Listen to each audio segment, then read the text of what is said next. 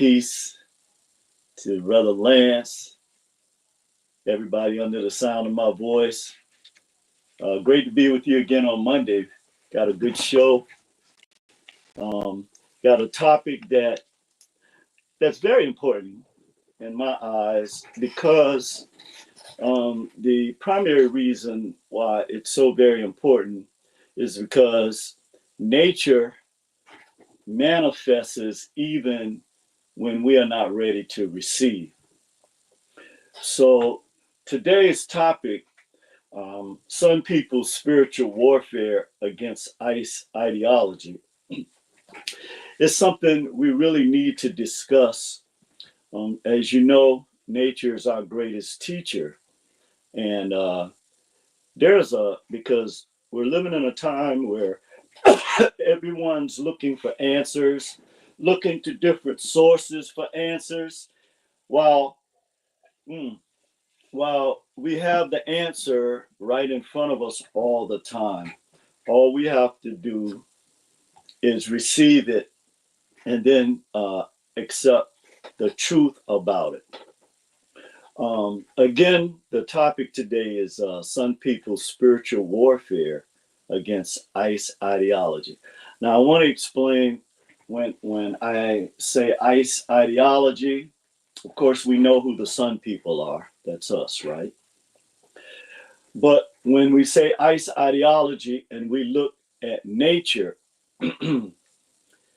then we get the answer to this major conflict that's now being manifested in the physical realm now. Okay. So when you look at this picture, you see the sun, but you also see this big block of ice. Now, why is it important and why did I choose this picture? Because this picture will help explain the primary conflict that we see, or I should say the natural conflict that we see in our world today. And this is between fire and ice. So if you were to put the ice up here and the sun down here, that would be unnatural, correct? So this is how we know that we are out of alignment with the natural processes in nature. It's because again, we have been dominated in this age by ICE ideology. Now, let's get into that and let's talk about what we mean by this, how it affects us, why it affects us. We're going to look at the different characteristics of the sun. We're going to make that plain. And we're going to look at the different attributes of ice. And so by the time we finish, we'll see why so when this vitriol hate comes towards our people, sun people, there's a blueprint for this that already exists in the spiritual realm. And this is why, you've been taught about a war in heaven and all these different things. But this picture here explains our topic today. And by the time we're finished, we'll see why now we must come into our natural selves and be realigned with nature again. So here you see, when you look at the ice, nothing grows there. There are no trees. There are no plants. There's no fish in the water. It's just the ice. Okay. So imagine this. I want to take your mind before we get into the first part of the lecture. I want to take your mind back to imagine, and all of us have done at some time in our life, we have looked at this phenomenon, right? But imagine growing up in a environment where there's no trees, There are no plants. There's no fertile soil. There's nothing. So that's one of the reasons why that cloudy mist is in front of the sun, because the ice does not reciprocate the energy, the vitamin D that's coming from the sun. Okay. And so we're going to break this down on all levels, because we know that if you don't get vitamin D, one of the first things that happen is your level of stress increases. Okay. So the other issue is there's no zinc. So your immune system, your metabolism, everything is out of whack. And so, you're more prone to diseases. But this natural conflict exists because the primary source of this, in which we learn from nature, is that there is no such thing as cold. Cold is simply the absence of heat. And that's why I say all the time, wherever sun people are not, it's going to be cold. Okay. And literally cold in the physical realm, cold in the psychological realm, and also cold in the spiritual realm. So I want to start out by talking about thermal energy. Okay. And thermal energy, okay, and kinetic energy is what causes everything to vibrate and everything to stay in motion. We know this from thermodynamics. We know that if you don't heat the molecules and atoms at the molecular level, they'll just stay in a state of entropy. Nothing will happen. So this is why sun people, why you have such a major impact, just one or two of you can go into a place and it changes the whole energy in that environment. That's why. So nature teaches us that thermal energy causes molecules and atoms to, I like to say, to cause them to dance. But when heat is not present, then you have what we call cold. Okay. So let's look at the characteristics of the sun. And we're going to look at the characteristics of the sun first.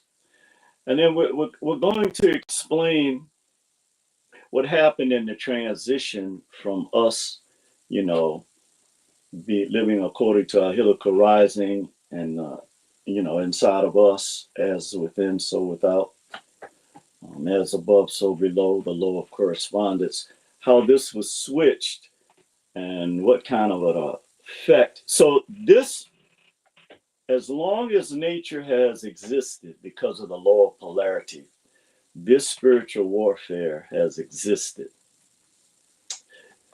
The thing that we don't recognize is that there are two distinct cultures of people that represent each one of these powers, okay, or each one of these situations that I'm referring to.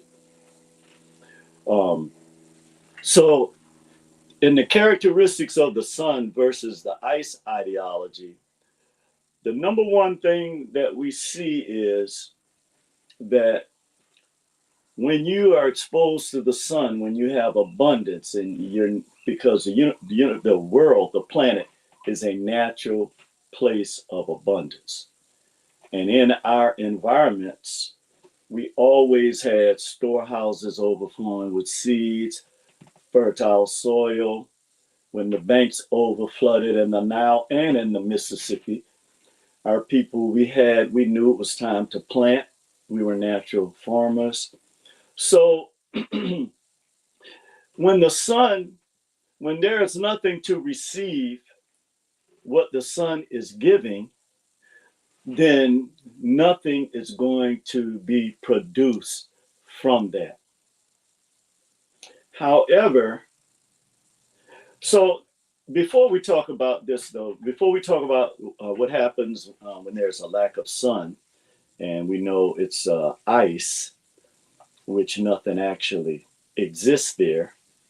Um, the one thing that we see when we look at the psychological effects of the ice ideology that we have lived under for centuries, and our natural, the fire, our natural fire, okay, which our people used to call the living fire. Now I completely comprehend what they meant. Okay. But the one glaring difference is when you go back and you look at our cultures and our natural state, okay, um, the 7 laws of Maat gives us the most clearest picture of the difference between the two ideologies that exist on the planet. Okay, so the 7 laws of Maat: truth, justice, harmony, balance, order, prosperity, and reciprocity. Now let's go through each one of those real quick, so that again, the important thing is to understand and comprehend the attributes associated with the sun, and then the attributes associated with ice, which does not have a natural, a connection to nature. Okay. Um, so we see that truth has always been very important to our people, because within the concept of what we knew as truth, it meant that, and I can remember this growing up, it was different. You know, if somebody told you something, we used to say this, my word is bond. Okay. So we were, and not only that, with truth, we were able, to be honest with each other and not worry about, different consequences or what have you. Also, justice, we always looked at things fairly, the scale of justice. That's why when they have the blind lady of justice, then that the blind Maat, then that's why you see her holding the scales. So she's not looking at which one is what. She's just reciprocating the energy that's coming to her from that. And that's why it's so important. And these attributes come from what we call the mother principle that exists on the earth. And Black women are the closest representation to the creatrix spirit for that. And that's why they're also under attack. So we see justice, we see harmony. We didn't have all these conflicts that we have now. These type of things didn't exist. And I remember watching a documentary at the Dogon. It was so interesting how they actually had the two people, if there was a conflict, there was nothing, nobody killed each other, or nobody did anything to harm the other person.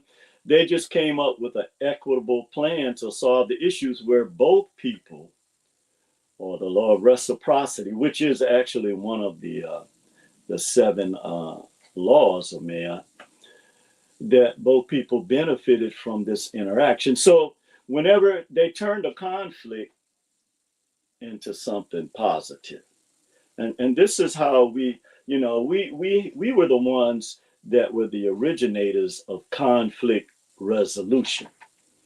Okay. There was balance. We had balance in our societies. Okay. We knew that you couldn't have a god without a goddess. So, you know, this was a very important principle.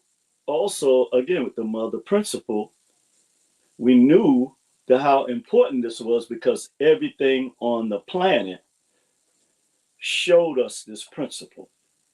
Every single organism on the planet had a mother principle, and that is throughout the kingdom, the natural kingdom. So, also was order. Believe it or not, we were orderly. We did things in order, you know. So, again, these attributes of Sun people is what made us the mightiest civilizations that ever lived on the planet. Uh, then there was prosperity. You know, it wasn't this thing where, you know, of course, throughout the existence of mankind, there has been, out of necessity, hierarchies, certain hierarchies, but they didn't exploit people. And that's the difference, okay? Because you have to have order because everyone has different gifts. So the one that has the gift to govern or to lead, let them do that. Like Lance often talks about the different tools in the box. The ones that are able to produce things that we need, let them do that. And I was so happy that the Chinese actually told the world the truth was something I've always known. You know, I'm sure a lot of people under the sound of my voice knew this. Also, with the despicable, you know, $1,000 here in America for medication you can get, this Indian guy was saying, for $45. So I'm just so happy that the Chinese told the truth because our people are going to benefit from this the most. Because when you stop spending 1.9 or close to $2 trillion on this garbage, as we always said, then that money can be used for other things. Okay, for our people to look at, you know, doing business with each other.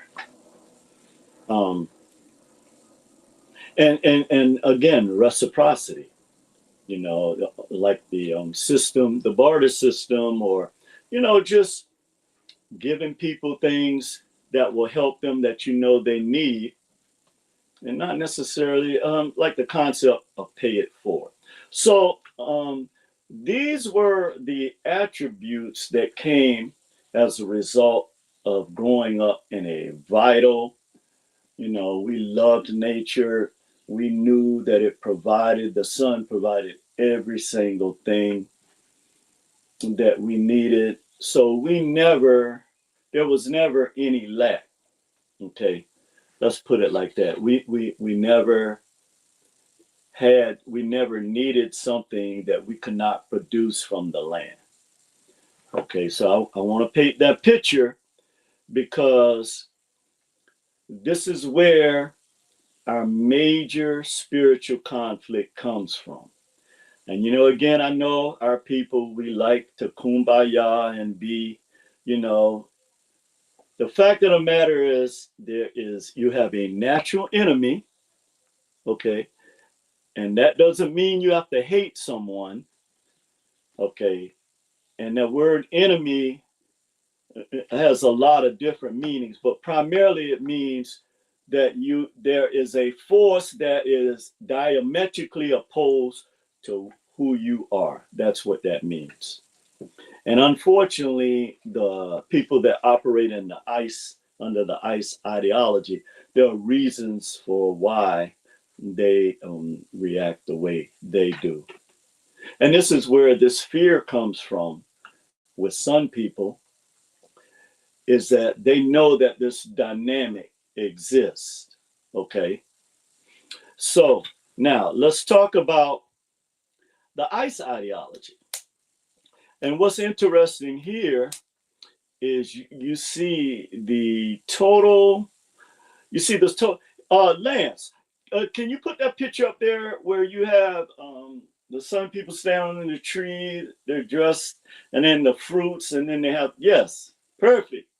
Is there any way to blow that up? I guess my screen is small, huh? But if you take a very good look at this, before I go into the ICE ideology and how it has put us in direct opposition to our natural selves. But if you look at the picture of the sun people underneath the tree, and when we talk about trees, which also um, is a major attribute of sun people, all of these things, man, we have lost, and it really, it's like you fighting against yourself every day. That's what's really going on. This conflict inside of you. But then when you look over on the right and you see the ice, there's always this fear, this conflict, guns and bombs and, just this attitude of destroying the planet or destroying anything. So we didn't have to hunt with, we didn't have to worry about killing each other to eat. So that is, that whole mentality that exists with our people, that is, we are so out of the line. And to the point where, and I get it, when you're facing wolves, you got to fight back. Okay, I get it. We're at a crossroads as a people, we really are. Because now we're looking at legacy and what we're going to pass down to our next generations, because they're going to have to fight this. As you can see, the things that are being put into place. We're the ones that's going to have to let them know who they are, why they are, and what it's going to take for them to recapture this power that we have. Okay, but the main difference is their ideology and philosophy, which really comes from their philosophers and their psychologists. And I'll just quote three of them, which Carl Jung, he said that women are an illusion and that women are evil. I'm sorry, Friedrich Nietzsche said that women are an illusion, and Carl Jung said that women are evil. Okay, so we see this immediate contrast here between the mother concept with Maat, that that the whole planet and the universe shows us, the celestial and the terrestrial sphere shows us this principle. Okay, but yet under the ICE ideology, living in a system of ICE, then it is a misogynistic type of mentality that is created, because everything, including your woman, has to be subdued, and we're going to talk about that as well. Okay, but here you see this glaring difference. He also said, Nietzsche also said that God is dead. So you see, they're morally bankrupt. The ICE ideology is morally bankrupt. And it's that way because, again, the two different ways that we interpret sun energy and ice energy, somehow it has been interwoven together where you can't make the distinction. But you're being 90% of the ICE ideology, probably 80%, controls our people. So this is in direct contrast with people who are directly linked to the creator-creature spirit, okay, through the ions, the fire ions in your brain, okay, which you have more than any other people on the planet. But yet, you're living under ICE ideology. And that's why you have that conflict, why you see this anger in our men, our young men to this point, because a lot of them see this, believe it or not. A lot of them see this, but it's a subconscious awareness. So this is why they act out, because of that conflict they have inside of them. A lot of our young women as well, too. I can imagine it's very confusing for them.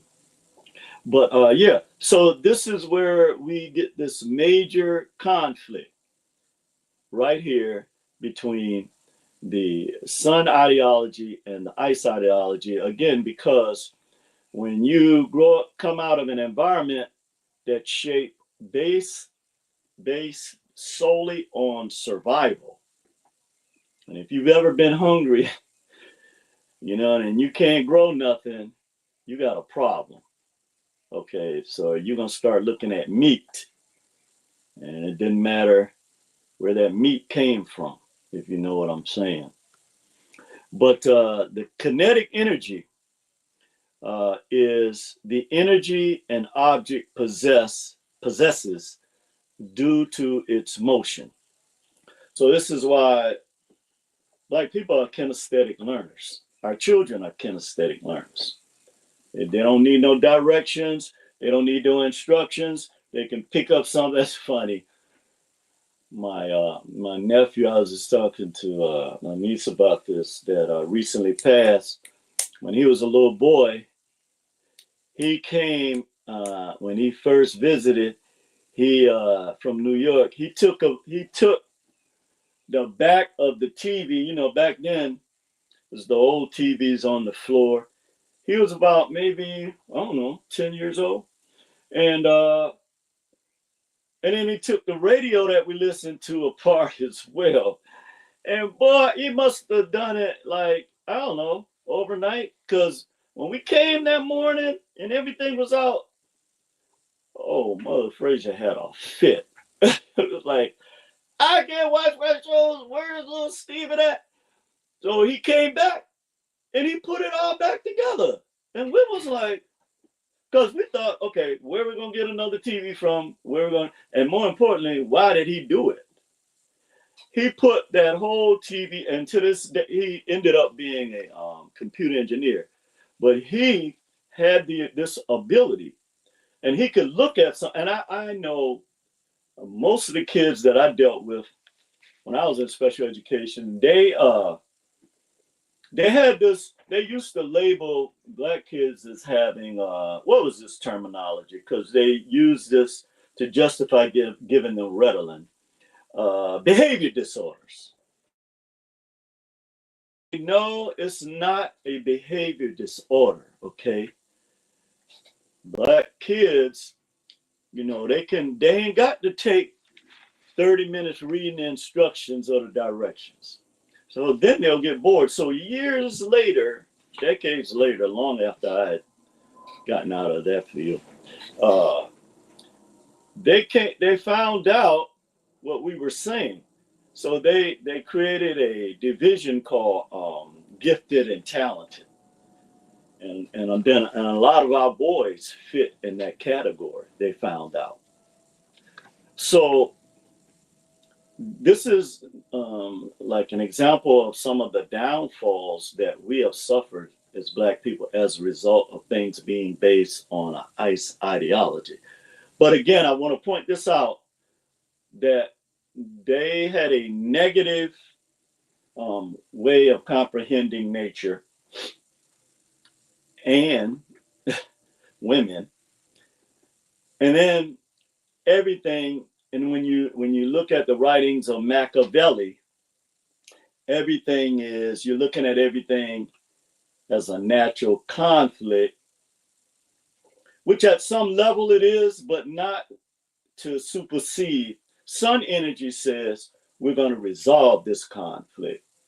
Okay, that's why you have a lot of problems with people that encounter our people, and unalive them, because they are driven by something different, and we'll get to that. But that's the primary thing that I want people to see right there. Lance, there was another picture I sent you, not with Maat, but with the sun and the ice ideology. It's let me see, not that one. I just went through those seven. I meant to tell you. Oh yeah. Okay.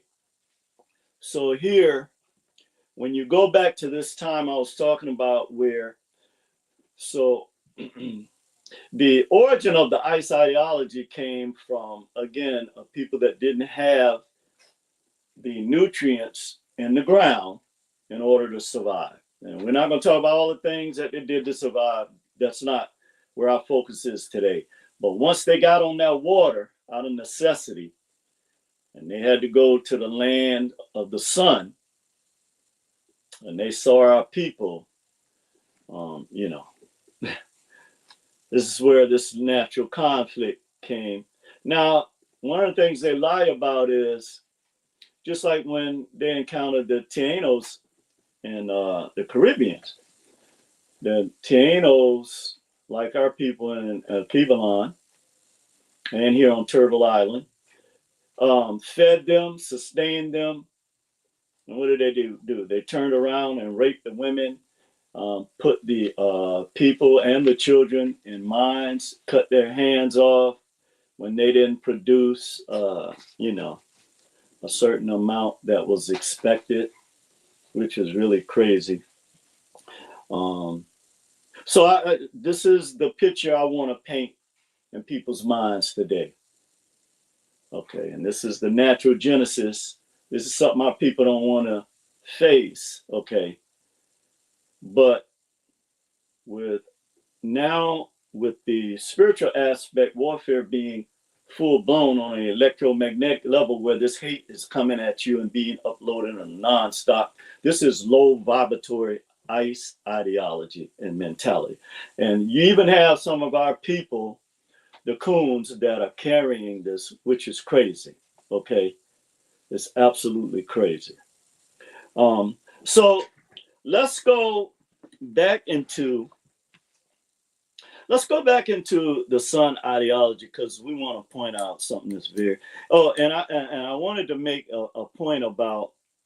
Yeah, before we go into that, I want to make this last point about the ice ideology, is that there is no such thing as cold. Okay, cold is the absence of heat. And so there is a point where, because energy can't be destroyed, right? But there comes a point where all of the heat or something, an environment, is devoid of any heat. Okay. Like a refrigerator is not cold, it just doesn't have any heat source. Okay. So it takes the heat out of the food. But there is it's called absolute zero, or minus 273 degrees, or 15 degrees Celsius. This is the point where an environment is completely devoid of heat. Okay. And all atoms and molecules stop moving. Now, this is a very important lesson that nature teaches us, okay, at the quantum level, because, again, I saw, I don't know, it was a meme, but it was a video about somebody asked AI what would happen if you removed all the black people from America, and it was spot on. Okay, because you are the sun. You've been told about you being the salt of the earth. No, you are the son of the sun. Okay, you are. So this same spirit that exists, and as we go on, we're going to talk about the difference between the spirit and the soul, because all things have a spirit, but all things don't have a soul. Okay, and so let's talk about the sun ideology and what this actually means. So we know that it's light energy, and it also creates, right? So Okay, so we know that one of the major concepts that came from our people in the beginning, and I'm just going to use, the from a people on the Medu because I'm more familiar with that history as well as Turtle Island. But there were things that happened in South America with our people there, that there is a total connection with the concepts, okay, of Sun people. And so one of the things that one of the symbols, the great symbols that was created because of this light and this concept of light energy was the spirit, which is the Ba, or spirit energy, and then there was the soul, which was the Ka, the power to create, which you have. You are a creator and a creatrix. Um, and I'll never forget. I think I told this story before, but one of the people that early people that I used to study their work was Dr. Howard Thurman, who's a former chaplain emeritus at Howard University in D.C. And he wrote this book called With Head and Heart. I recommend that you read it. And when he took his sabbatical and he went and he traveled different places around the world, I think India, Asia, there were a few other places he went to, and he said, how can I, not being the supreme creator, condemn these people because they call that supreme creator, creatrix, by a different name, or they have a different interpretation of how that supreme source works. And man, that book had a profound impact on me because it also made me start looking at things because of the narrow way that I was raised. And to this day, I always think about that book by Dr. Howard Thurman. You have to ask yourself this question. There was a very effective job that was done on our people in regards to this. So moving right along, we're going to continue talking about the Sun ideology. Okay, we're going to continue to talk about that. And then we're going to explain more in depth why this attack or this spiritual warfare against ICE ideology now is becoming more full blown. Because believe it or not, it's being fueled by the forces in nature. You're just being deceived by low vibratory behavior by people who know that this great power now is exposing everything and getting ready to destroy the evil that has been let loose on our planet. Okay. So, and we're going to stick with the science. We're not here today we're here to continue to educate our people so we can, be more prepared so that when people smile in your face, it doesn't really mean, what you may think it means. So, what is the sun? The sun is a huge star whose gravity controls all of the planetary bodies around it. Okay. It's made up of two gases, hydrogen and helium. And in order for the sun to keep on shining, it is constantly using two hydrogen atoms and fusing them together. Okay. And that is to form a helium atom. Now, that you're going to see why that's so important as we go along. Hydrogen and helium. You're going to see why that's so important. And you're going to see why it's so important that these hydrogen atoms come together to form a helium atom, which you are. Because, again, everything in the universe and on the planet, okay, operates off of heat, the law of thermodynamics. Okay. During this process, energy is released to sustain the sun's life. Okay. So as a result of this, and you know, we know that people got start wanting to take desperate measures like blocking the sun and all this nonsense. But skin cancer cases are on the rise, melanoma, and this is exposure to too much ultraviolet light from the sun. Okay. And there's an astonishing 200,000 cases in 2022. The National Cancer Institute. Also, the sun is the source of energy for all living things.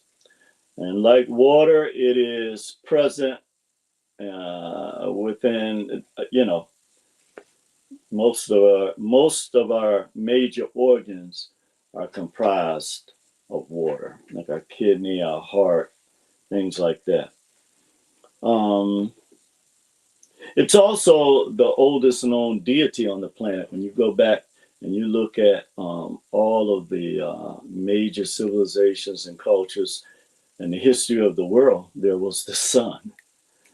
Okay, but then someone came along and told you that you were a pagan because you gave homage to the sun. But one of the things that's interesting, the sun is not, or should I say, helium is the only element that cannot be solidified by cooling it in normal atmospheric pressure. Now, that's very important, okay? That's very, very important, because you know what that tells us?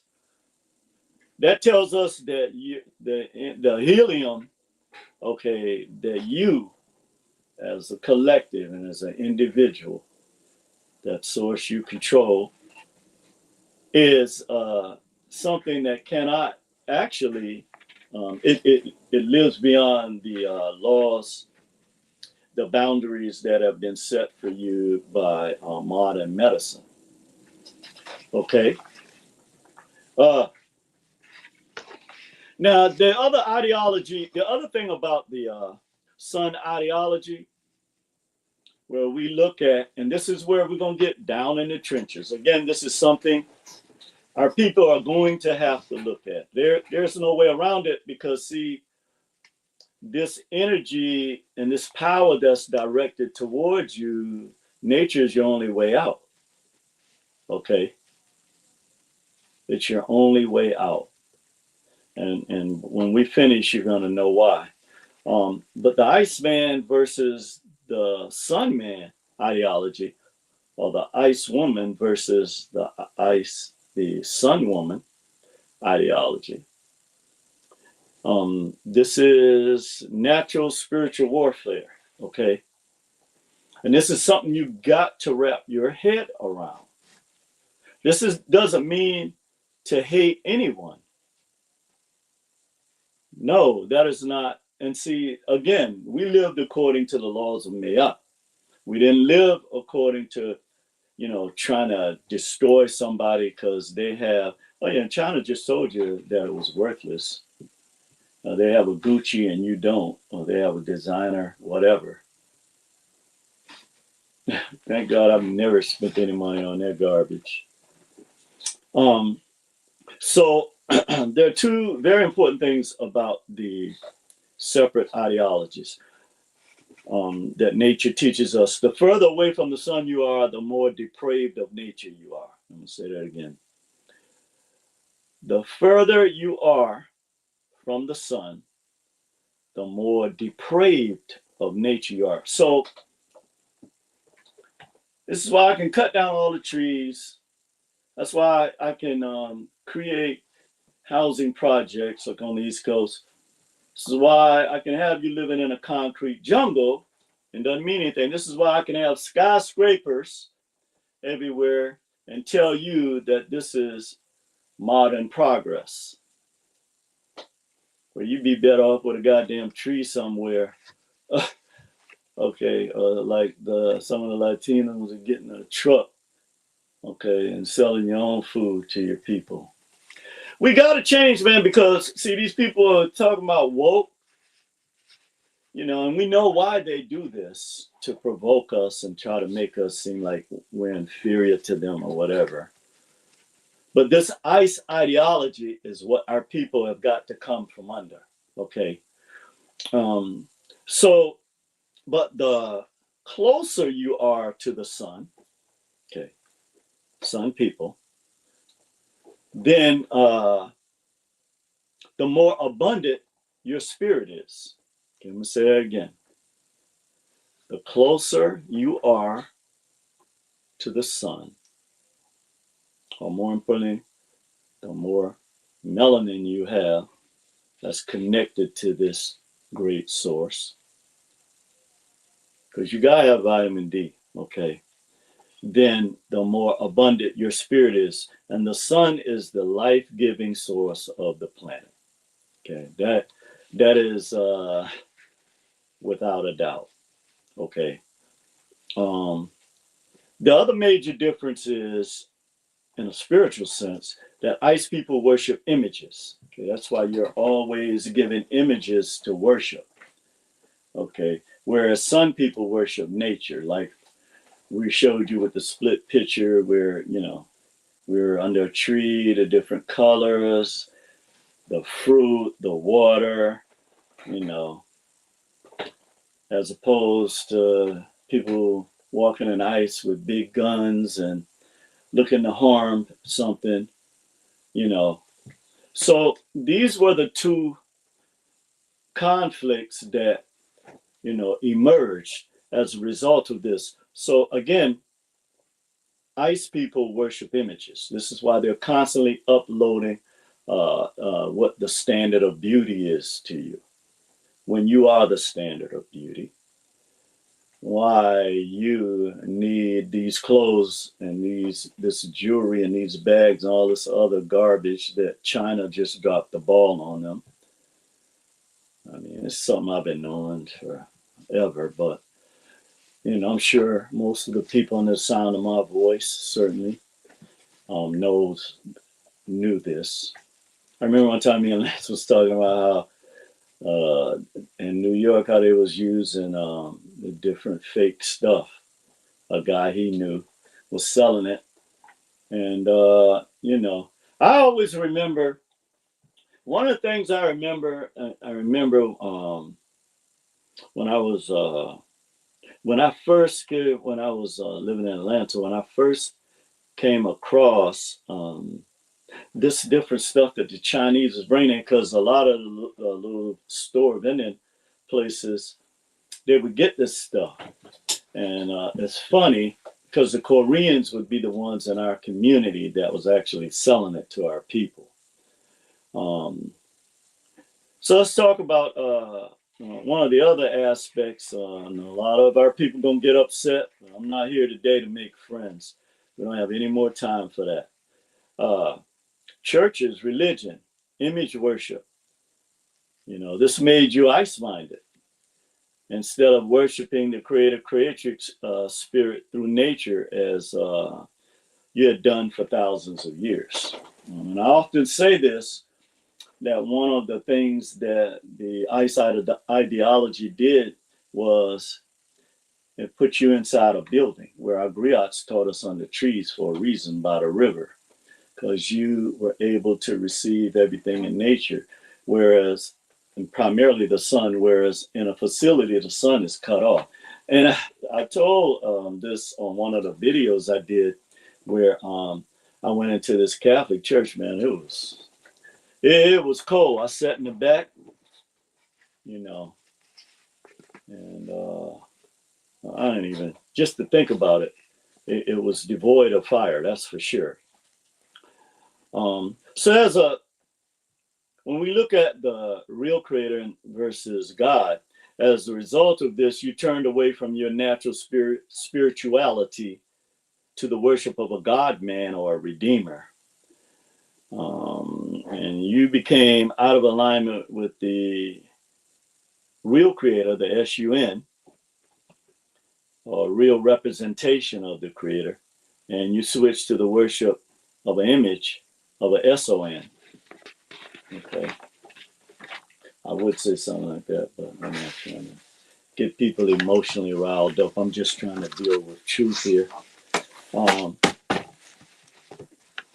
So this was the origin and roots of self-hatred. As you begin to worship images that did not look like you, naturally, if you're forced to worship by colonial missionaries, you know, they were a part of colonialism as well, major part, because they had to subdue our people, and our people let their guards down, and then we were, you know, just the wolves came in. So they sent in the foxes first.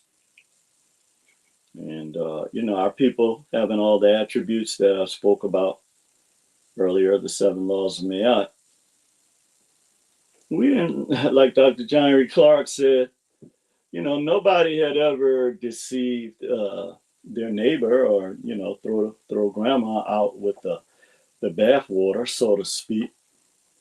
I mean, we just didn't do those kind of things. But we're just like, you know, we're basically ice people right now. Okay, I know a lot of people gonna get upset with that. Okay, but basically we are. Doesn't mean we have to remain, because as soon as you turn up that fire like you have been doing, you see those molecules, they start moving. Everything gets into motion, and you know, it starts to work out in your favor. And when you come together with a clear goal, not to be victims of ICE ideology, which incorporates this deception and hate towards you, and the real spiritual warfare, not the one you've been told about. A war in heaven, the war is here. Okay, and heaven is inside of you, or what you know is heaven. But you have a soul, and that soul comes from the deepest realm of the etheric world. Okay. So what happened was, as a result, like I said, this was the origin and root of self-hatred. And as you begin to worship images that did not look like you, you started bleaching your skin, putting stringy weaves in your hair, and your in place of your natural, beautiful, kinky, curly hair. The TV and the magazines, you know, gave you the false image of what real beauty is. And so you begin to worship recessive genes. Okay.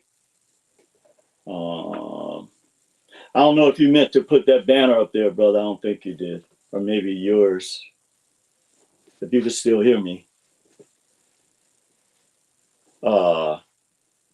But anyway, so now being totally out of alignment with the creator and nature, you no longer look to your great ancestors' wisdom and knowledge, but you embrace the psychology, the philosophy, and the theology of ICE people. And through our consumption, we finance our own oppression and demise. And this is what this ICE ideology manifests, because now you have to become something that you're not. And so in order to do that, there has to be self-hatred first. Okay, as a result of this traumatic paradigm shift, when you moved away from the sun ideology to the ICE ideology, you suffer a type of Stockholm syndrome, okay, where your desires are unnaturally created through the materialism that has been given to you, that makes you think you somehow, again, we just found out that the standard of value that you were told by the deceivers is not what it is. And I applaud China, you know, I applaud them for that. You were then put in projects, concrete jungles, inner city ghettos, hoods by the same ICE people that told you about a savior and a God that loves you, while their actions proved just the opposite. Now, this was in stark contrast to your original existence again under the SUN, okay? And under the SUN, you lived in abundance, which is your natural state.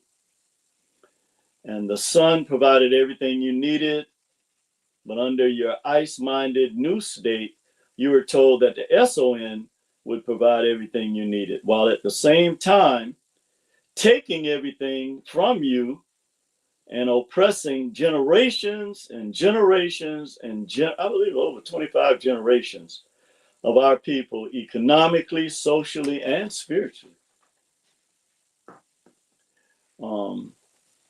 As some people, you were humble because you didn't have, you're stress free because you had vitamin D there every day.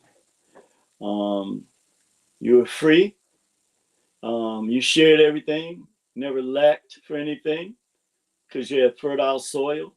As I said, the banks of the Nile overflowed, as well as the Mississippi here in Turtle Island, on Turtle Island. So our people always had the abundance from nature in order to survive. The natural food and vegetation that we planted and the fruit that were growing on trees. And all of this is a part of the sun ideology and concepts that we prospered under. But in contrast, ice people had no vegetation, lack of vitamin D, dead soil, like you saw in the ice. So they fought and stole from each other just to survive. Okay.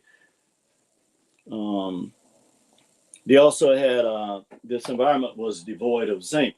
Now we know that in the fertilization process, that zinc is released by the egg, the mucus and the zinc at the time of conception, and that is because your immune system is formulated, okay, and your metabolism is also, which is very important.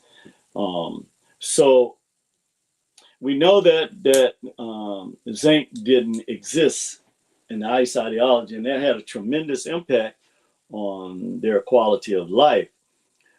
So as a result, they fought and stole from each other just to survive, or survival of the fittest.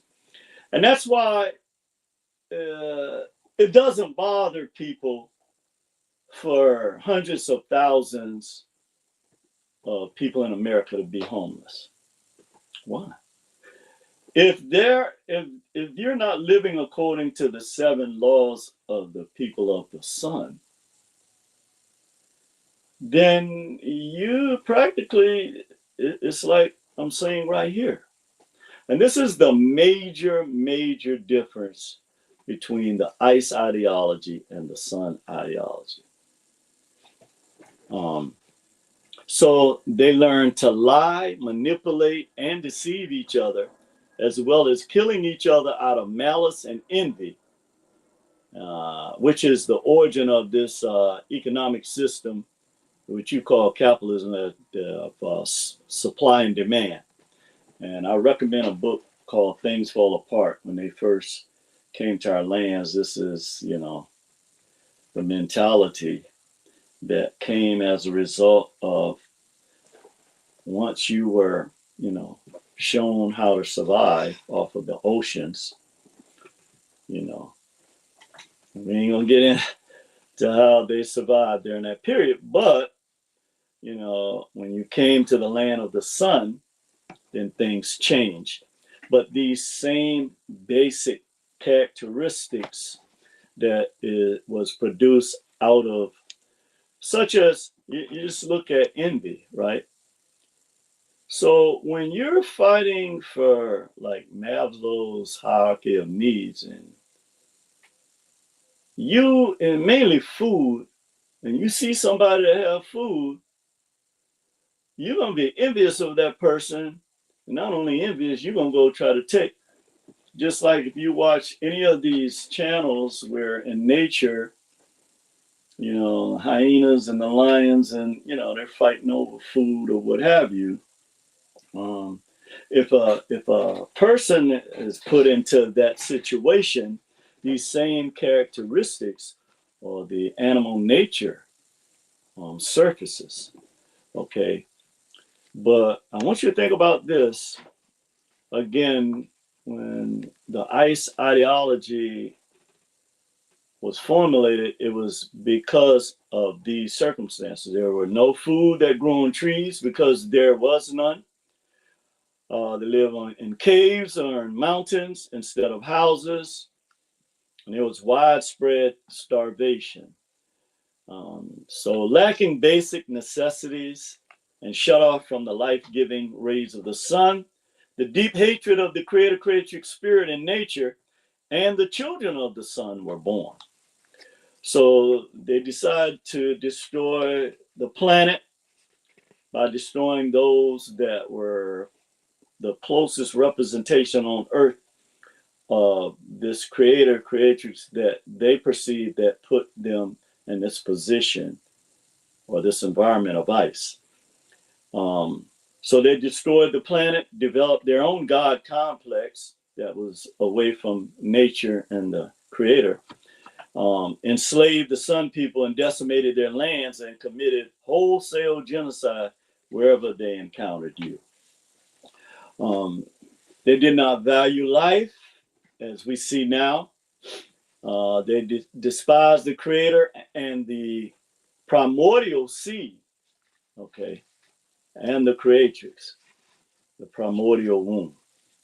And at some point, to escape the blistering cold and certain death through starvation, they were forced to leave the ice lands and seek out countries and lands to exploit and others for exploitation. And I mean, to exploit others.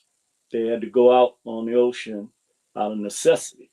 But exploitation is not in your nature. And this is also a characteristic that has brought on your mental illness today, as you have also picked up this trait. Okay. This is at the root of a lot of the mental illness that exists with our people today. And we see this is crazy. And they're uploading all these things.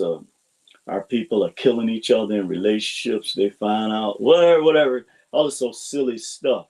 All this is ICE ideology, you know, and it's a slow burn.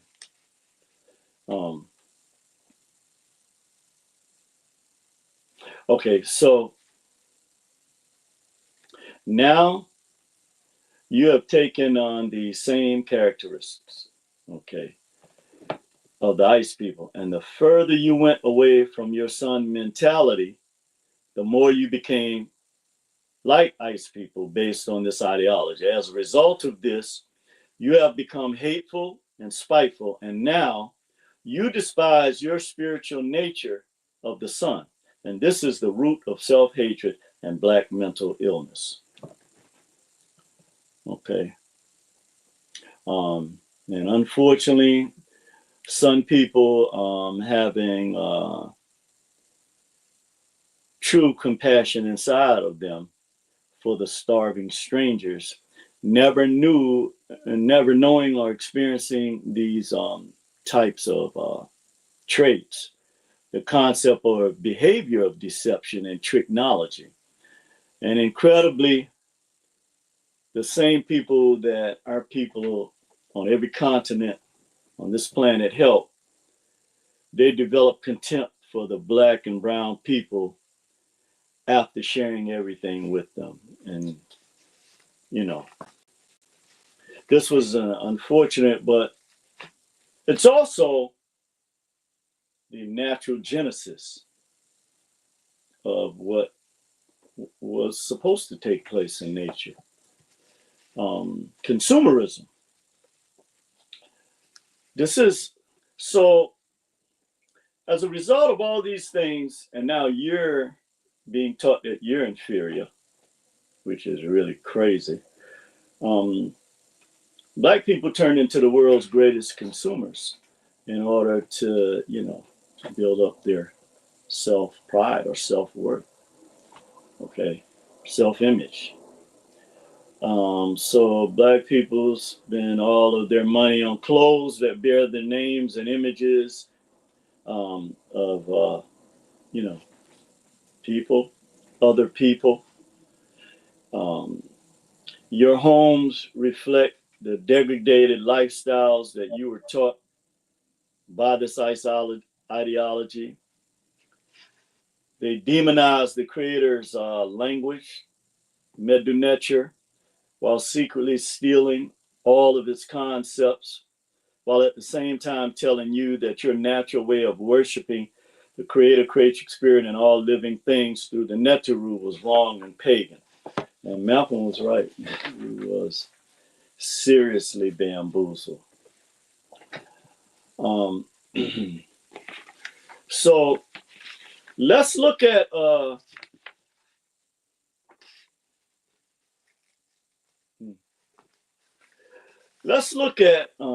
as we go into part 2 of this. Let's look at the sacred science of the sun, sun people, which included nature, and why this is so very, very important for us now to turn our attention back on this. Okay. Now, there is a connection between the trees and the sun. Okay, and I'm going to give you a couple of examples to show this. So, when you see Osiris in the book of Stones, he's green. But what people don't realize is green and black is synonymous in our concept, even with the Hopi Indians. Okay, green, it in their world was something that they knew that connected them to nature.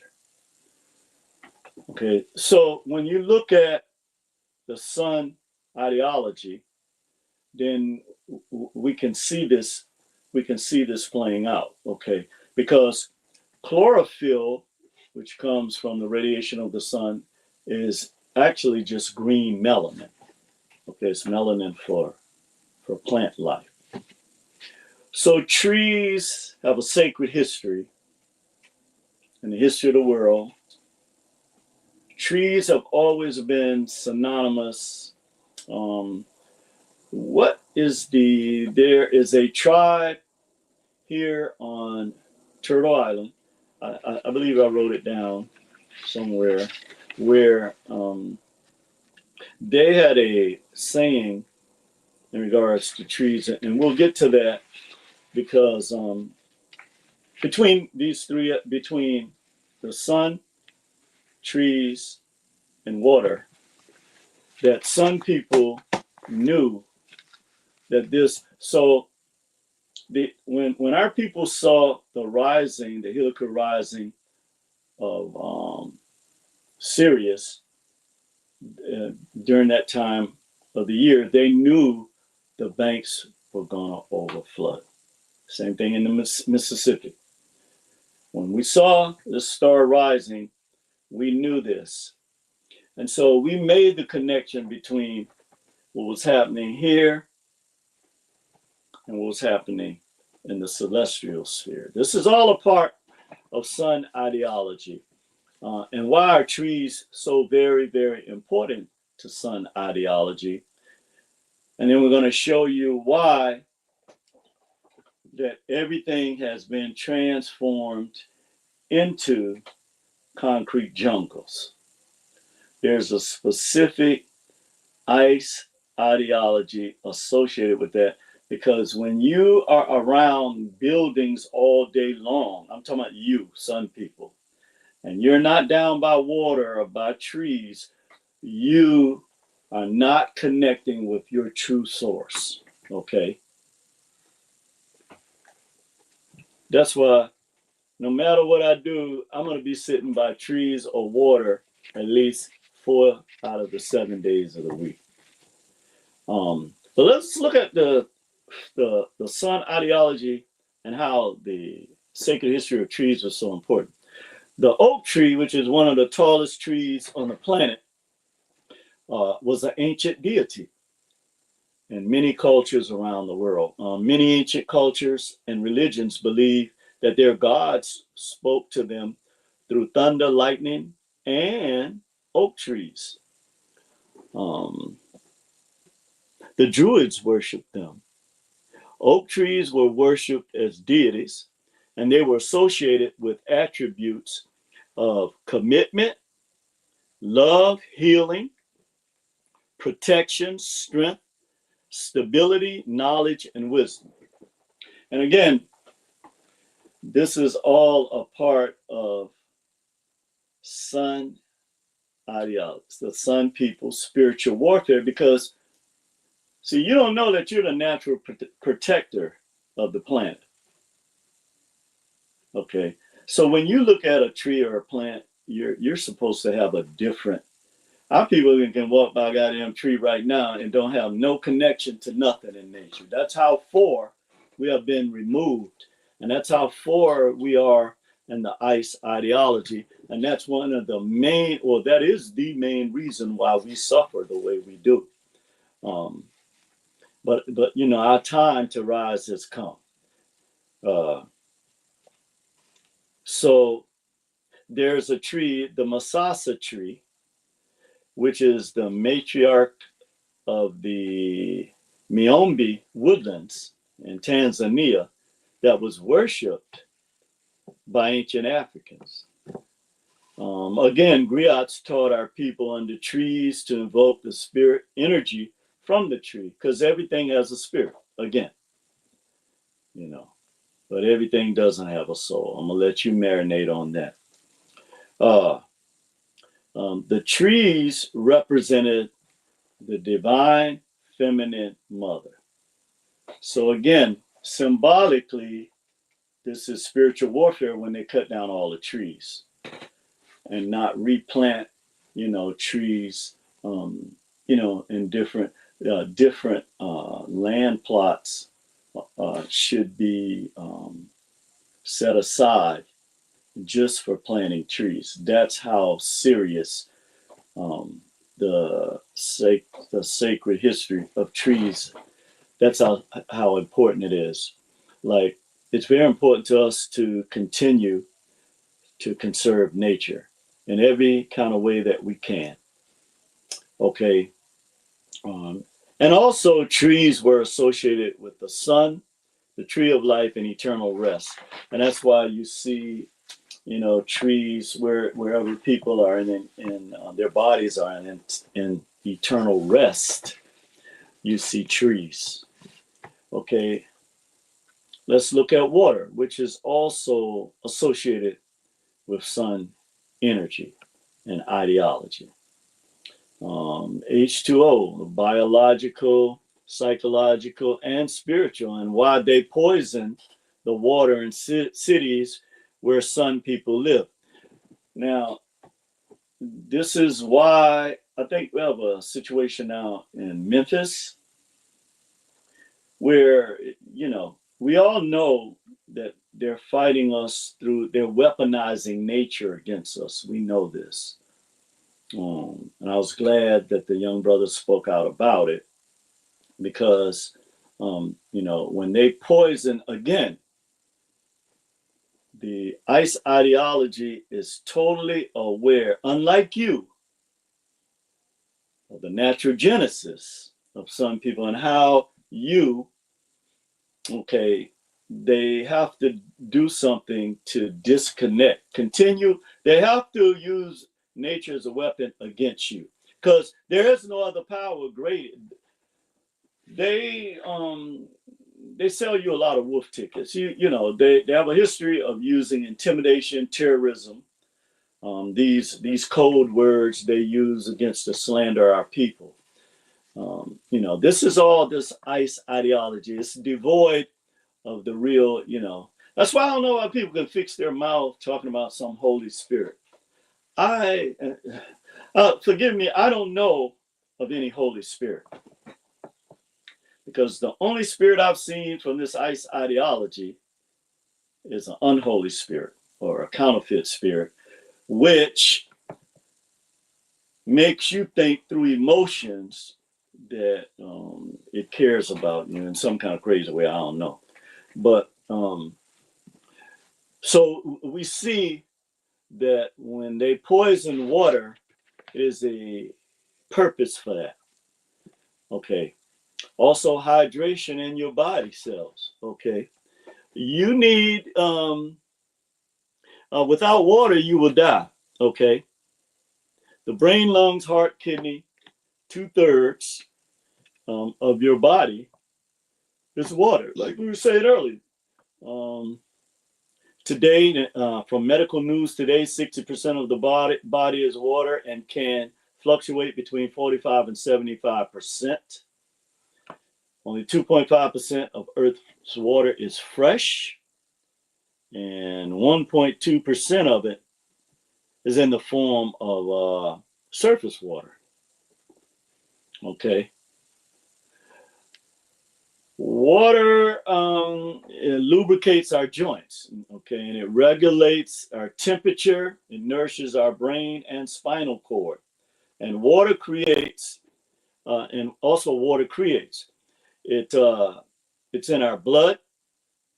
Without water, your kidneys will fail. And the reason why I'm pointing all of this out is because the ICE ideology attacks all of these areas of your body. There is no coincidence. Oh, thank you, creatures. So when you use these, so when you go and you use the pharmaceutical medication that you have to use, it's not based on your biochemistry. It's based on the biochemistry of white males and white females. Because you might take diabetes, for example. Your sugar level is just supposed to be between up to 120, but when you get to 110, you could be sick, or whereas for them, it's not. Okay, so there's a difference in terms of how the blood is regulated. We know this. And again, this is the reason why our people mainly eat at McDonald's, Burger King, places like that, without using fruits, vegetables like broccoli or what have you. So again, one of the things that we have to look at is that these things are weaponized against us. Now, again, I want to talk about trees and sun ideology, because this is extremely important when we look at it, not just from its physical aspect, but also from its etheric aspect and how it affects us, because we are connected to nature. You're not a concrete individual, okay? You're not a ice individual, okay? So when you look at the importance of trees to Earth's ecosystem, there are 1 billion trees and 60,000 species, and they've existed for 400 million years. And why they are cutting down all of the trees is a part of the Nether Wars, or it's part of the conflict between sun ideology and ice ideology. So, in the secret life of trees, a mother tree can be connected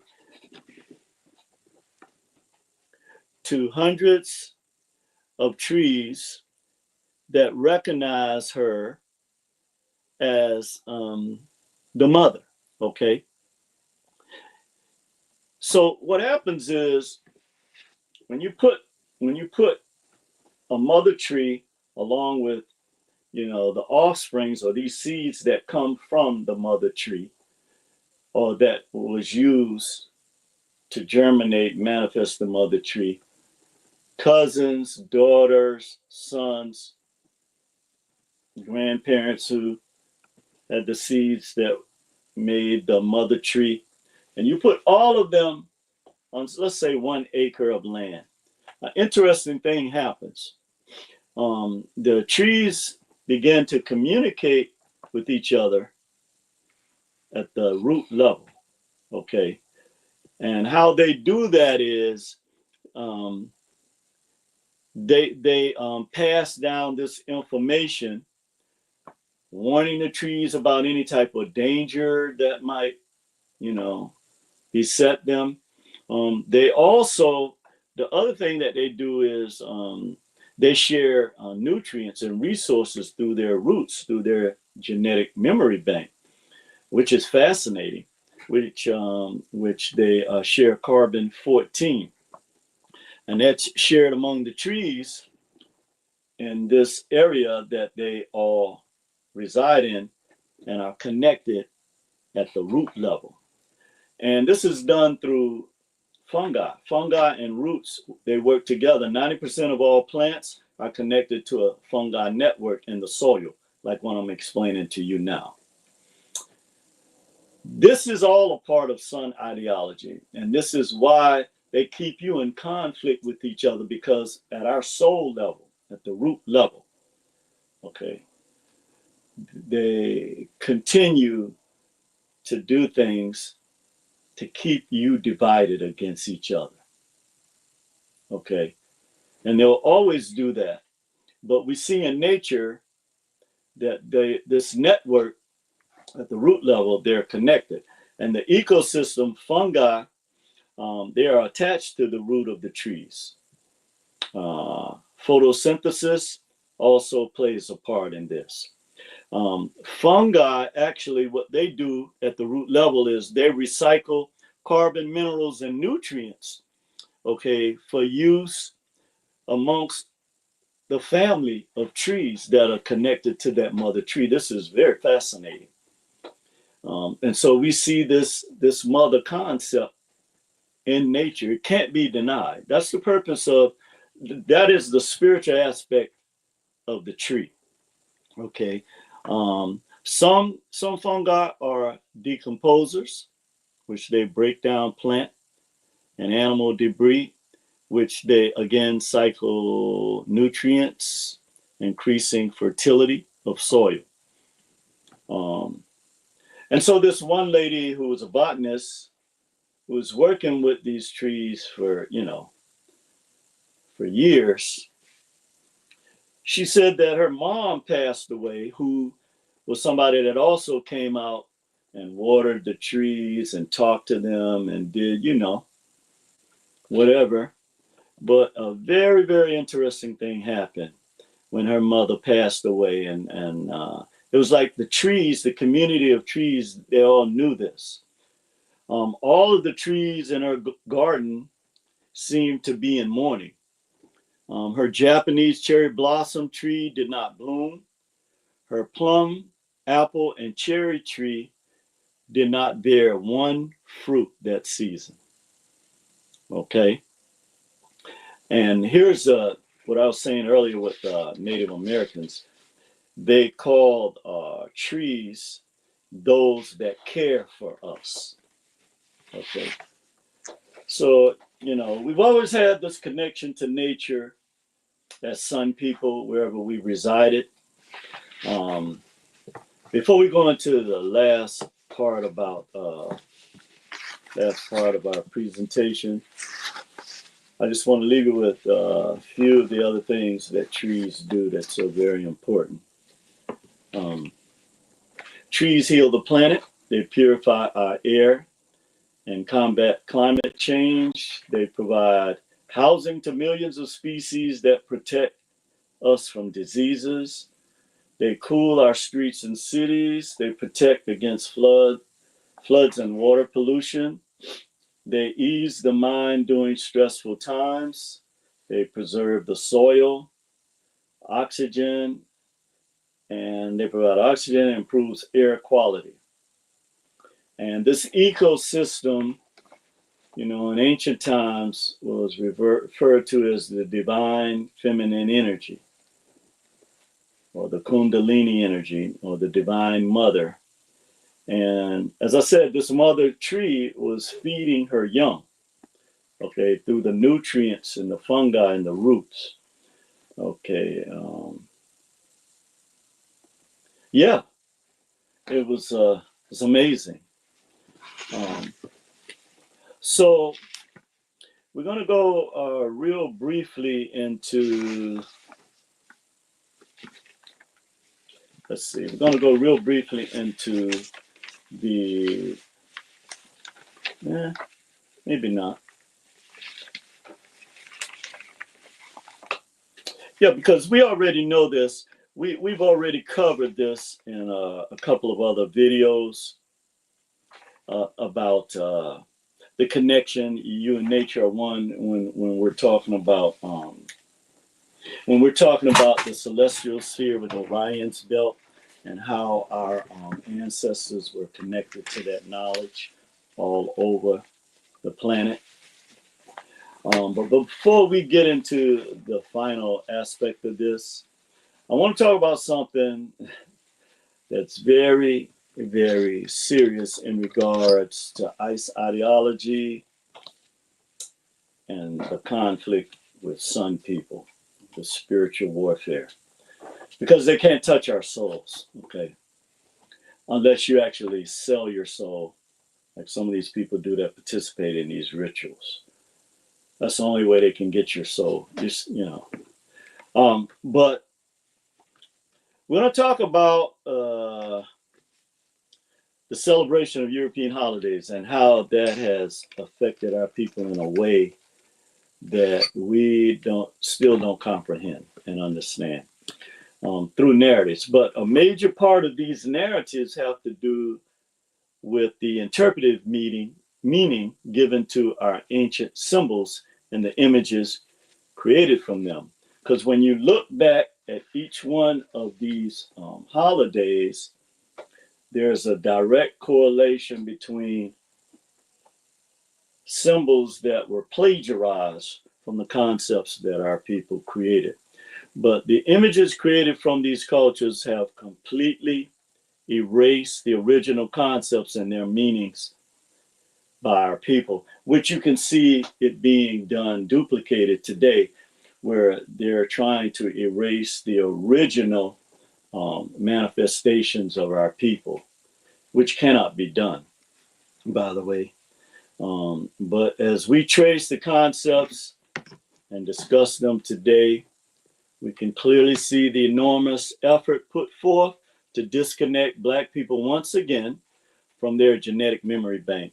The most important fact about these original concepts is the purpose for which they were presented.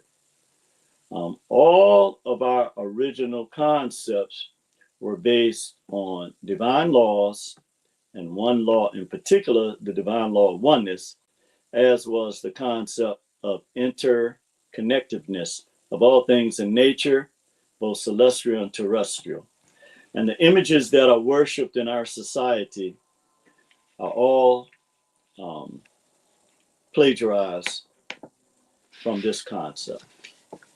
Okay, so as we wind down here, we're going to talk about the tremendous impact that the celebration of European holidays have had on some people, and you know how they continue to have this impact on us, and so we have to actually look at this for the tremendous impact that it continues to have on our people, and why, as Sun people, this creates a tremendous conflict for you.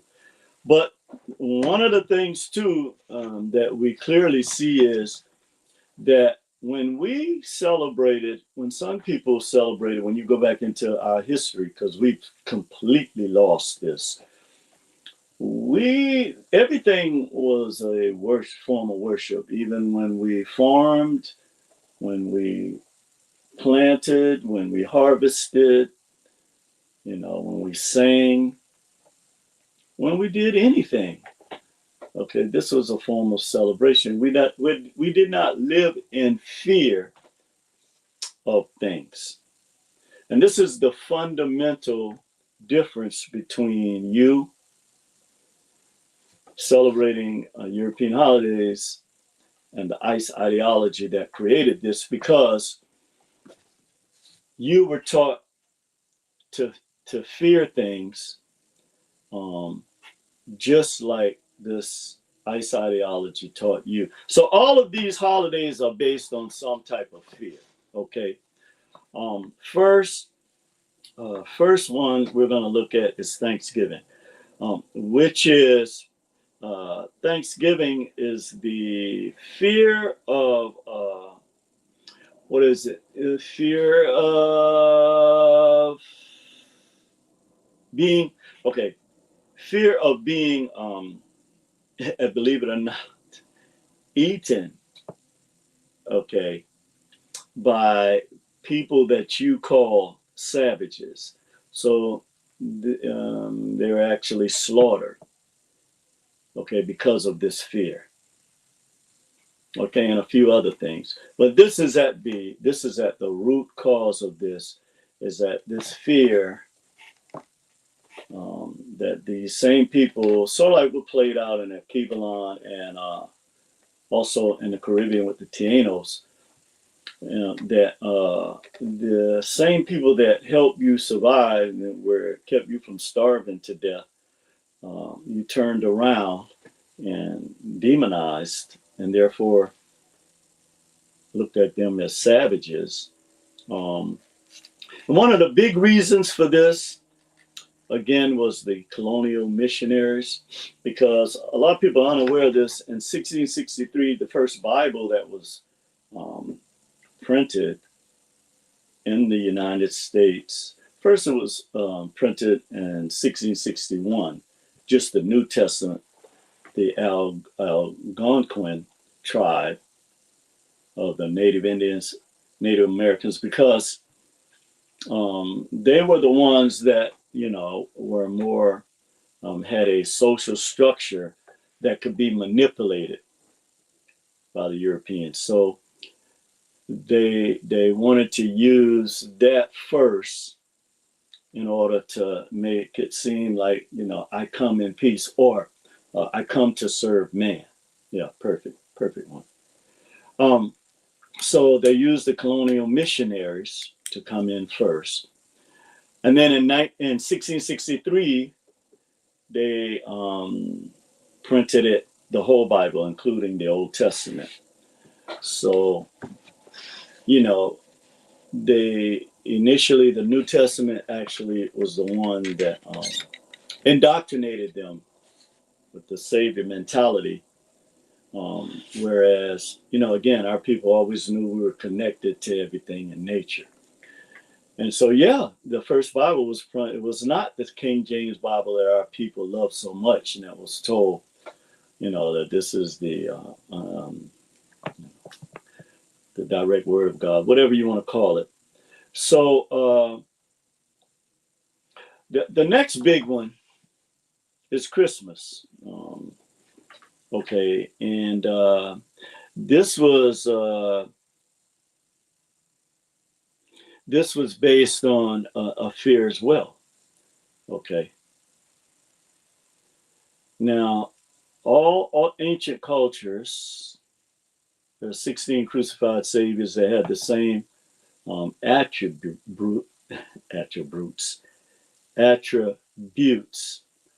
or characteristics that we attribute to, you call Jesus, that we attributed to that. Then there was Easter, the concept of crucifixion and resurrection. This fear.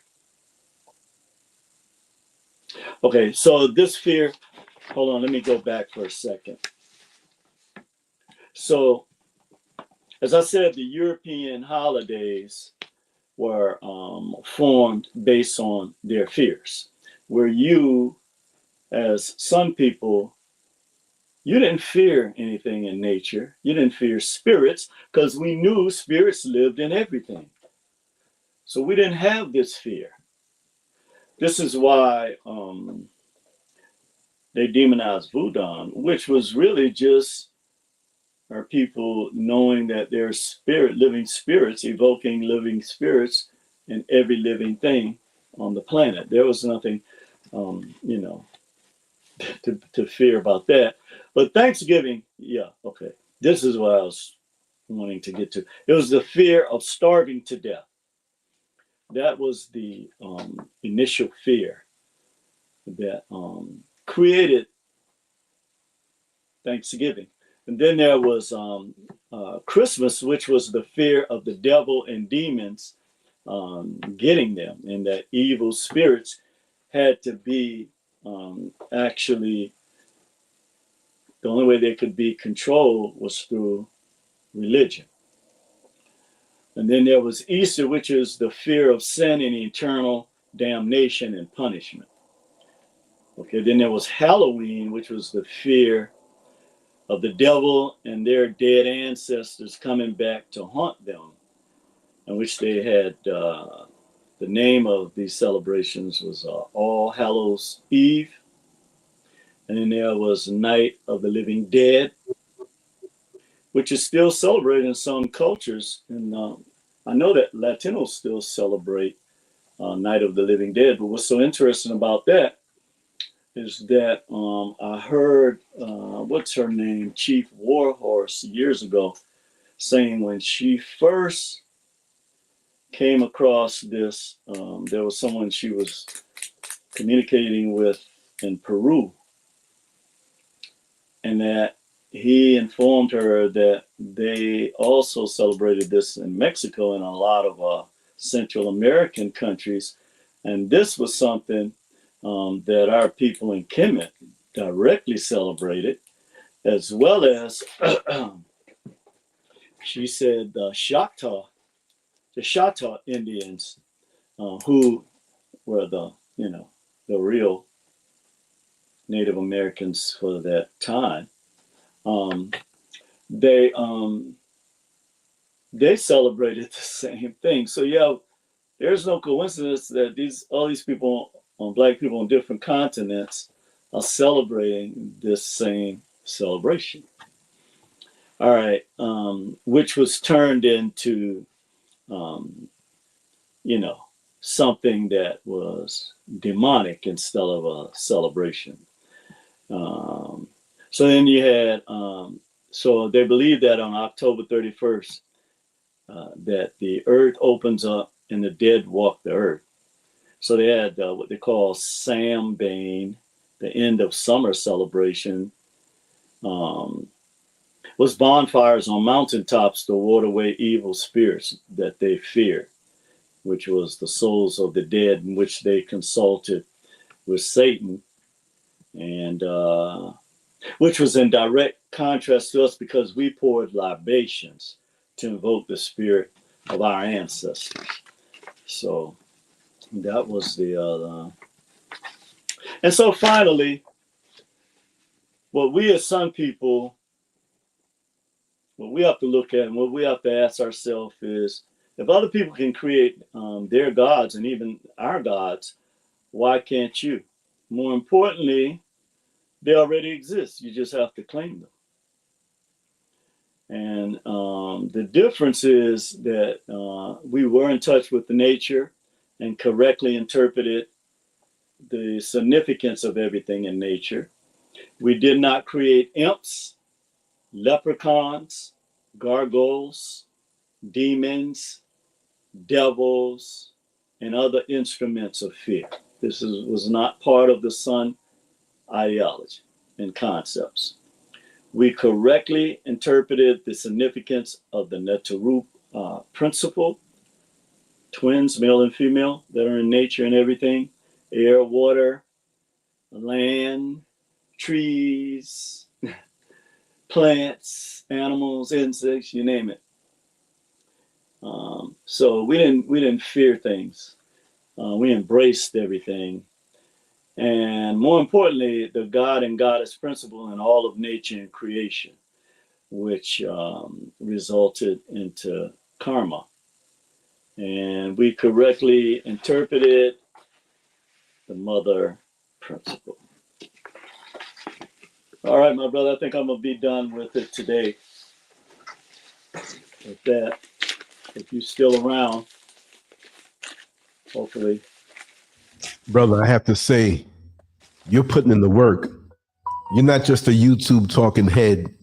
Those notes, those notes, that's proof positive of the work that you put in to be able to talk the way you talk. I'm not saying it's old school like it's not good anymore. It's old school in a good way where you had to put pen to paper and highlighter, Right. read, jot down the notes, not just Yeah. go to chat GPT or just you do it the right way. That's Yeah. where you can see here. You don't even pick the notes up really. Huh? You don't Yeah. really pick up the notes. They're there, Oh. but you most of the time you're speaking, you might refer to it every now and then. But look at that. Yeah. Yeah. Yeah. And you know, I go, like I said, when your energies start coming in right around Wednesday, then I start looking at things, looking at content, and start writing. More importantly. Wow. So yeah, and a lot of it I just get from observing nature. But you know, brother, we know that this ice ideology is coming at us and weaponizing everything, and we know that we have this power if we just use it. But the Yes. conflict that exists with us is we still want people to look at us as good Christians or as good Muslims or good whatever. The fact of the matter is, all Sun people have within them these 7 laws. And to the extent that you practice them, you can practice them in any religion you want. I don't care. Like I said, you can worship a damn ant if you want to. All this stuff about getting mad at people because they got a different like I was talking about Dr. Howard Thurman. That changed my life when I read that book way back in the early 90s. That changed my life because that is true. Why would you want people? You have to have some type of ulterior motive of wanting to control people if you demonize them based on their interpretation of spiritual things. Yes. And to the extent that you do that, that means that you are sort of like what that video you did about revenge, where you're giving away your power. That doesn't mean I don't want to get revenge. Revenge is not mine.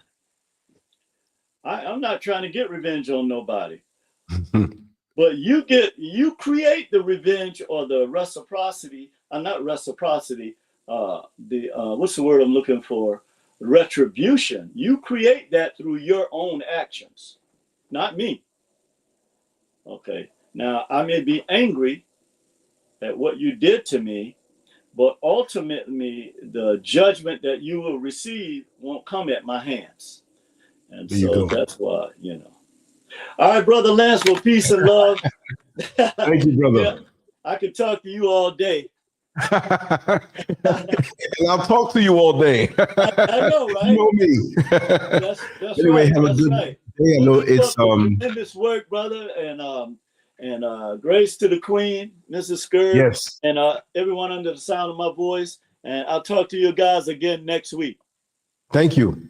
Every Monday. That's right. Sir. Okay, brother. Much love. Yes, I have to say that was phenomenal. And I apologize for coming in later. I was actually caught up in traffic and had to start the show on the phone. So that worked out fine. You know, there's a good way to use technology and do workarounds. And so I got here to the studio. I'm here. and I'm going to prepare something before I go to sleep. And again, I'll say I'm in a joyous space. I'm going to share that joy and enthusiasm for life, for justice, for ascending to a whole life, many different ways. I've been doing these little videos, little short ones when I wake up with the thoughts that are on my mind. Of course, I sound like a whole different person because I'm half asleep, but my subconscious mind is wide open. And then as the day goes by, it comes differently. I've been doing a lot of running around, and you know, I ebb and flow with the content. And sometimes it's a little leaner. And sometimes I'm quite sure you say, God, dog, how many videos is he going to do today? Along with the articles. And so I say again, if everyone can go to the link at the top of the chat room, if you haven't, lancescurvx.com, and sign up with your email. It should pop up with the email input part there where you can join in. You'll see everything that you see on YouTube, plus the writing, artwork, and everything that's on lancescurv.com, except that I'm going to point lancescurv.com to this new platform that will have all my stuff because it's more efficient. So don't be confused. It's all going there. So you have to willingly sign up. I will not input anybody and force anything on them because I upload a lot of stuff. I create a lot of content. And even in my leanest days, it's still more than a lot of people. So I'm still getting a lot of things together here, construction-wise, and just living. And I'm enjoying myself. And I'll create better when I'm enjoying myself and not reaching for just a number. Those days are over. It's just quality content as it comes. And that's what we do. And as you well know, we have, I don't know if she's still here, but Sister Hina Lotus, who is the absolute wonderful hostess at the Muslim Street every Sunday evening at 7:30 Eastern Time. And thank you, Great Blackness. Thank you. Thank you all. And like I said in the chat room, if you didn't have the chat room up, I apologize for not greeting everybody because I was on a van on the way up in the mountains from down in the city in Accra with a whole bunch of groceries in my hand. So all I could do was keep everything muted because of the music that was playing on the van and the talking that was going on. So it worked out fine and it worked out smooth. I just didn't want to have to push it back because I know Brother Neil has a very tight schedule and he takes the time out. I mean, we've been doing this for years now. And he comes up with these topics that are relevant and it's nutrition for the soul. And that's what I love, different types of content. And I'll be a fool sometime and do some funny stuff. You know how I am. I'm crazy that way. I'm a little touched, but I like to keep it going and flowing and just go in different gears. Because how boring would it be to take a drive from New York all the way down to California in one gear, right? You got to have different gears. Sometimes you're on a flat road. Sometimes you're climbing. Sometimes you're going down a grade. It makes for a more interesting and more comfortable trip. So I'll address all sides of human nature, and I'm always looking for the deeper things to talk about. But I'm the same old guy who loves to be behind the scenes and do the work. Of course, when I get in front of the camera, I will get the job done. But remember, a lot of work goes into all of this, and I love it. And I thank you all for giving me a life this way.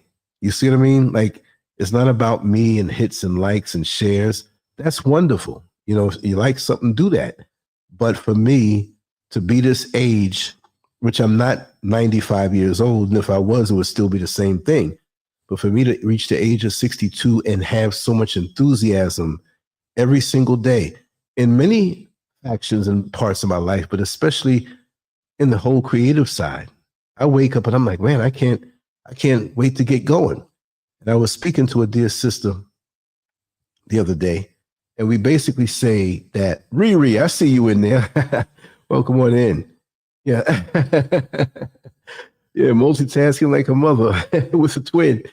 Yeah, we're basically saying that, yes, we are responsible. We like to do the things we have to do, you know, washing and cooking and cleaning and doing things as a husband for me, you know, but we got to hurry up and get those things out of the way, because our real passion is not just normalcy, but it's like, and I'm a clean person, but I can't wait to get to share the things that pass through my mind. And I've been finding at the time of me awakening in the morning time, that's the sweetest time to pluck one of those topics out and get the words together and just get it on the recorder. So there's different processes that I've developed for me to extract more out of me. That's one thing one has to do when you create content. You have to connect it with yourself, what you like, what's needed, and what you connect with, and just being authentic, being yourself. And that's what it is for me. And if you don't have that authenticity, individuals won't connect with you. Some will connect with you to try to chastise you because they can't figure out how you can do so much. And then others will say, hey, I enjoy this guy. But look, I'm just one store in the whole shopping mall. So I don't expect everybody to just always agree. You know, there are other places to go. There are other channels and other content. As a matter of fact, we're being flooded with lots of content. There is lots of good content out there, but there's also a lot of propaganda. And for me, I'm not trying to stay from that, away from that, but I'm staying away from that stuff. And now I will filter through lots of other types of content that can be informative to me to help me elevate. But if I find out that it's fraudulent or it's just a game, a social media game, then that's really a big waste of time, because you want stuff that's going to stick to you. You don't want anything that gives you this sugary, salty taste on the palate, but it does nothing for the nutrition in your body, meaning the nutrition of your mind and your spirit. You want to elevate in different ways. And yes, I get entertained and I see things, and maybe a woman might pop up on my screen and I might stay there 2 seconds too long and say, oh, I got to catch myself here. You know what I mean? But we're all human. But the main thing is time goes on, which I always say time is an artificial construct anyway. So don't be fooled by that. My energy, I have ascended on a spiritual level, but my energy and enthusiasm is just as strong as it was when I was 5 years old, 12 years old, 18 years old. The number doesn't matter. Don't let that get you down. There's so many people who feel that they have to contain themselves in certain ways because they get to a certain age. Now, if you're a woman who is 65 years old, please don't go out there and try to dress like an 18-year-old. You know what I mean? Some things are not befitting, but your enthusiasm for life and your youthful energy, which will always connect with people, because when people meet me, and after a while they said, you know, you're joking around and everything and you're having fun, but I heard you say something to the other guy over there and it was kind of deep. Can I ask you something, Brother Scurv? How old are you? When I tell them, they said, man, I didn't know you were that old. But this is the thing. This is the thing. It's not about how I look, because I looked at myself today and I said, you know, I'm going to look a whole lot different 5 years from now. I see it happening already. But what they see is a youthful enthusiasm and energy. You are energy. Don't forget that. You are energy. Keep your energy up and do the things to keep your energies up. Keep away from people who sap your energy. Have you ever had a conversation with somebody who was so negative, or really they were coming at you on a low-key level to really knock you down a couple of steps, and they succeeded and you learned from that, and now you know not to really deal with that person or that energy, but you got to have that armor on mentally and spiritually, and through some hoods physically, right? But in mentioning the hood, it's not always a neighborhood where it's crime and poverty. You can talk to people who live in affluence and they're in a spiritual hood where they shoot you down when they see you. Even if you have less money than them, they despise you because of your enthusiasm. And your enthusiasm cannot be contained. The creatures of darkness will see it a mile away, and it's their job to take that away from you. Remember that. Even when they smile or they haven't shot their load at you yet, it's their job to rob you of that inner joy that they didn't give you. You see what I mean? So I'm not just a fighter. I'm a defensive fighter, and I defend my energy. And when I get that phone call where it's somebody who makes me feel like I'm a deflated tire within a minute of talking to them, I know to back up off of that and do whatever you have to do to defend your energy and protect your light. You have to, because you're the only one who can do that. Lots of times when you walk out of the door in the morning time or the evening time, whenever you have to go, you're like that guy with the football with the whole other team coming after you to stop you from making that touchdown. And you better make that touchdown. I'm not saying be paranoid of everyone, but you have to filter what's around you, because your job is to be better by the time you transition from this world than when we came in. That's the goal. And every little bit counts. Even when we think we have it going on and things are going good and I'm protected and I'm flowing, remember, when you're broke, when you have no money, you remember every nickel and dime and penny that fell between the cushions on the couch. You remember every dime and penny that you have in the ashtray that's so sticky in the bottom. You don't know what is that that's you know, it's sticky. It's like you have to pry the coins out. But you start to remember what you disregarded as nothing. When you have a pocket full of money, your bank account's full, things roll under the couch, things fall down, you forget about that when you have it. So on a spiritual level, everything counts, because that can make the difference on the level that you end up on the next plane. Because trust and believe, people say, well, you don't know what's going to happen on the next plane. No, I don't know how exactly it's going to go. Religious writings have explained certain things, but the bottom line is there's no way that you just popped up out of nowhere because sperm met egg, and when your body goes down into the ground, all of a sudden that's it. Yeah, that's the body. Look, this is the suit you wear on this level. It's got to go back. Where are you going to take the bones and the minerals and the phosphorus and the calcium and the water in your body and all the things that make you, well, I'm going to drag this along. No, you don't want to do that. You don't want to do that at all. That's like walking around with a bag of feces that you made in the last month. You don't want to do that. It stinks. So we let this thing go. Nature always tells you and gives you hints and strong signs on how things are. Life is cyclical. It doesn't mean you're going to come back in this body. But look at the caterpillar. Caterpillar doesn't look anything like the butterfly. You see, the caterpillar goes in that cocoon for however long it takes. And when it flies by you, oh, look at the beautiful butterfly. But how many caterpillars have we stepped on that we didn't have to because, oh, it's ugly. I don't want the caterpillar on me. It's crawling up my leg. Kill it. Then it goes into the cocoon and comes out. You can't wait to grab your phone to take a picture of that butterfly that landed on a leaf close to you. It's the same thing. So that's why we have to see each other as the butterfly, even when at the caterpillar stage. Because you might be meeting them at this particular point in your life, and they're not developed yet the way they will be. They might be rude. They might be ignorant. They might be inconsiderate. You're going to have to take a little bit of that within reason now, right? Because if you carry yourself respectfully, you don't deserve to take any bad treatment.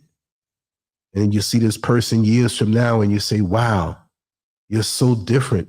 And even they will admit, yes, I've changed. I've been through a few things that taught me lessons. I'm glad to be here where I am. And by the way, what I said to you 8 years ago, I do apologize for that. And you feel good because they realize it. And now you're the best of friends. But that's the way it is. Anyway, let me wrap this down. Let me get a little food in my stomach because I was down in the hustle and bustle of Accra and came on up. Although it's a different vibe, it's still a big city and still busy. Although it's not that air of danger where somebody might start shooting or whatever, but you know, still, you know, it's a lot of energy going on out there, and I love it. I really love it, and I will start to do more videos outside. I've just been close to home, focusing on this work, and once that breaks free, the sky's the limit. Everywhere I go, I'll take you with me, share the thoughts, and we vibe together. But make sure to go to landscurvex.com and sign up because we can vibe all day. They have so many features there that you know, it's just going to be a continuous learning experience. And we'll walk together, even though I'm thousands of miles from many of you. We'll walk together. Whenever you need to come on by, I'll be there. Anyway, let me see. Everything is what it is. Thank you, Metamorphosis, Neil Frazier, for coming on and dropping that knowledge. Yeah, he writing some serious notes. He's making more notes than a person who's in college.